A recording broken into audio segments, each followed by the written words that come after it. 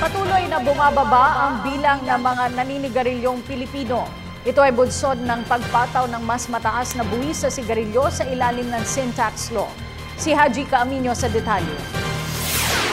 300,000 Pilipino ang namamatay taon-taon sa non-communicable diseases. Sa Global Burden of Disease Report ng World Health Organization noong 2010, sanhi ng kamatayan ng mga Pilipino ang chronic lung disease, cancer, sakit sa puso at stroke. Kalahati ng mga nagkakasakit nito ay dahil sa paninigarilyo. Ngunit ang magandang balita, mula nang ipatupad ng pamahalaan ng Sin Tax Law, patuloy na bumababa ang bilang ng mga naninigarilyo. Sa datos ng Food and Nutrition Institute kung saan mula 31% noong 2008, 25% na lamang ito noong nakaraang taon.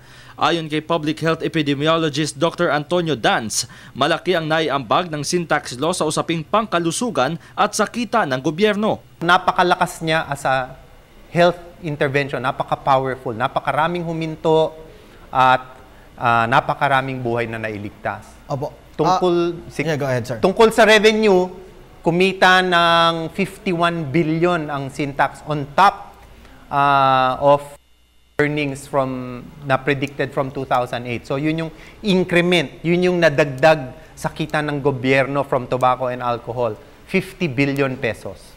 Sa naturang revenue, 15% nito ay mapupunta sa tobacco farmers para sa kanilang kabuhayan. Yung Sin Tax incremental revenue na 50 billion, 15% of that, so around 7 billion, mapupunta sa mga tobacco farmers to help them and to help them diversify their crops. No?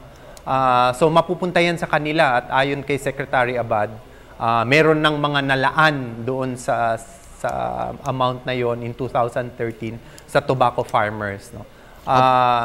And of course, nakita natin, hindi naman talaga na nag-collapse ang tobacco industry kasi lumaki pa ang production nila. So I think the tobacco farmers are doing well. Samantala, makikinabang anya sa malaking kita ng gobyerno ang mga may hirap na sa usaping pangkalusugan. Mapupunta yan sa Department of Health. No?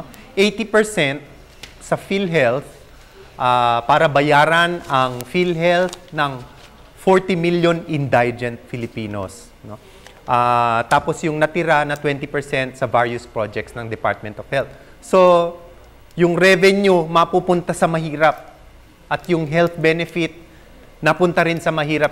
Dahil sa matagumpay na pagpapatupad ng Sin Tax Law, naniniwala si Dans na sa taong 2017, kung hindi man tuluyang matigil, ay patuloy na bababa ang bilang ng naninigarilyo at umiinom ng alak sa bansa.